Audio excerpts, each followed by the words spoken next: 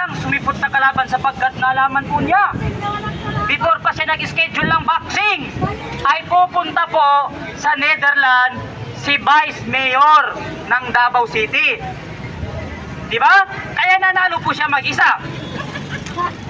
Hindi po gaya dating mga DDS ng ating pinaglalaban na hindi pang sarili lamang, kung hindi sa buong mamamayan at tao ng Pilipinas.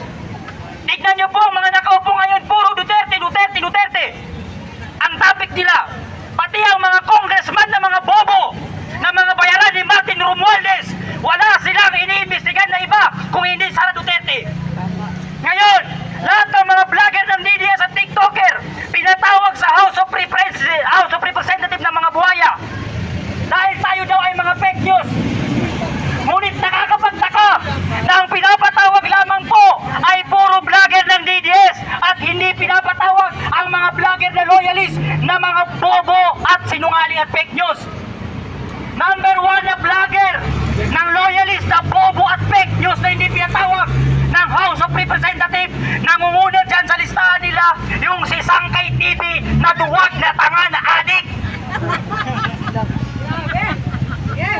Pati yung isang TikToker na si Francis Malahura.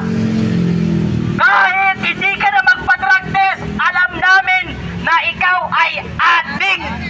Kapag ang tao galit sa mga Duterte at sa DDS, ibig sabihin adik yan. Lahat ng galit kay Duterte, adik. Bakit? Ang ayaw lang kay Duterte ay adik. Kapag ang tao galit sa mga Duterte na pumapatay sa kriminal at nagbibigay ng hustisya sa mga mahihirap, magagalit ka dyan. Ibig sabihin, pati ikaw adik ka. Ngayon, nakikita natin ang ating bansa sa tuwing meso ng ating Pangulo. Ipunin natin ang baha dahil pakikinabangan natin ito. Ngayon po doon sa amin sa Baseco may baha. Napakalalim ng tubig. Hindi po nila inigop. Kami na lang po ang humigop at sana po i-deliver namin yun sa Malacanang para may mainom ang ating Pangulong Bangag at ang kanyang asawang parang zombie kung maglakad. At pag yan ay nainom nila, tiyak na masulobo pa ang tiyan ni Martin Romualdez na kurakot. Puro sila imbestiga kay BP Sara sa confidential funds ni BP Sara. Bakit hindi natin imbestigahan ang lahat ng politikong gumagamit ng confidential funds? Hindi lang si Sara Duterte, pati ang 500 billion na ninakaw ng ating Pangulo, imbestigahan din po natin yan.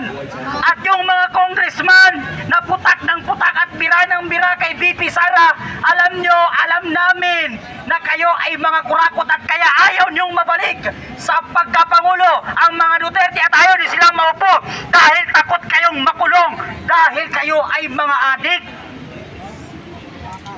mga magnanakaw at kurakot. Diba? Kaya ngayon mga kababayan, ipakita natin sa buong sambayan ng Pilipino na tayo ay nagkakaisa para sa ating mahal na bayan dito sa Pilipinas. At hindi natin dapat ayahan na maupo sa politiko at sa gobyerno ng Pilipinas ang mga taong sakim sa kapangyarihan at buhaya.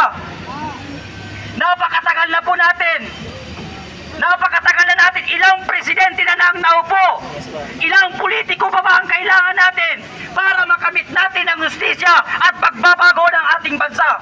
Nabago ang lahat na yan nung naupo si PRRD sa pagkapangulo, mga kapatid. Noong hindi pa naupo si PRRD, ang bansa nating Pilipinas ay napakadugyot. Napakadugyot. Pero nung naupo si PRRD, nagkaroon tayo ng magandang buhay dito sa ating bansa. At mas magkakaroon pa tayo niyan pag naupo sa pagka-presidente ang kanyang anak na si BP Sara Duterte dito sa ating bansa.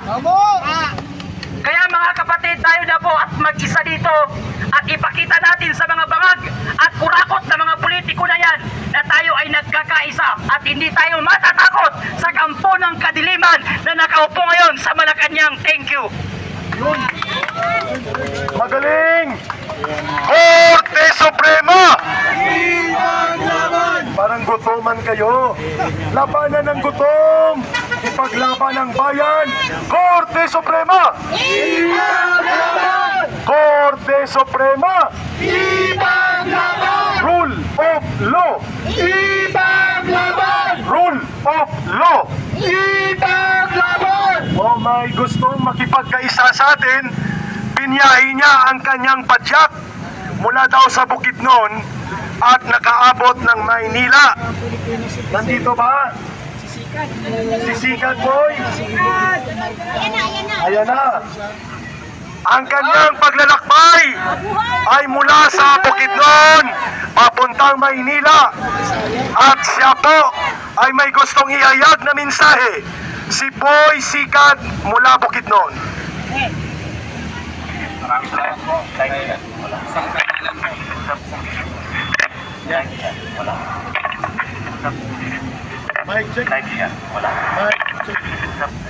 Oliver, poramin mo muna. Mic check. Baka. Hello, mic test. Mic check. Isang karangalan po. Pakinggan natin Isang karangalan po na makapanayam dito sa inyong pagtitipon ngayon. Ako po si LJ de la Cruz Matunding, kilala bilang Sikat Pilipinas.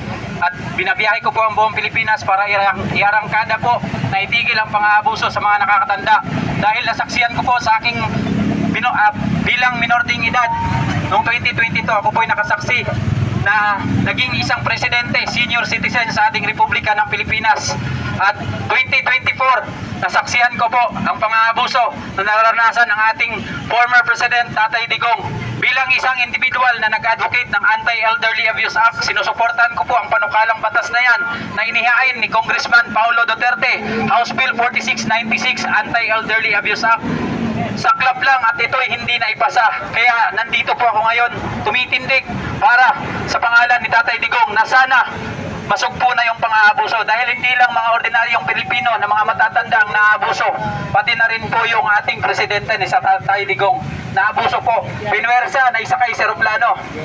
Mismo po sa aking paglalakbay, naluha po ako dahil tiniis ko po ang hirap para po sana marinig ng ating mga nakaupo na mga opisyales na sana ay magkaroon ng batas para sa proteksyon ng ating mga nakakatanda.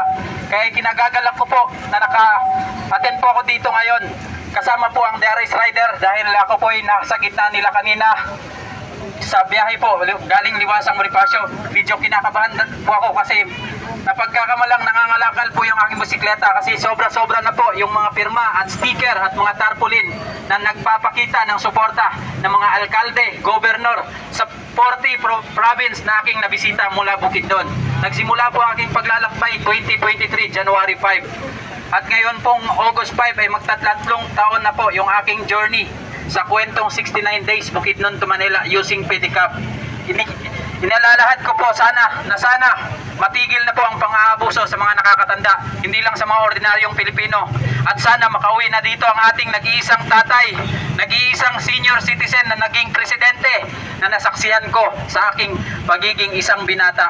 Proud po ako na lumaki sa lola at hangad ko po na mayakap si Tatay Digong kung sakaling makauwi na siya dito. Duterte, bring him home! Bring him home! PRD, bring him home! Bring him home! Ibalik si Tatay! Bring him home! Isang karangalan po.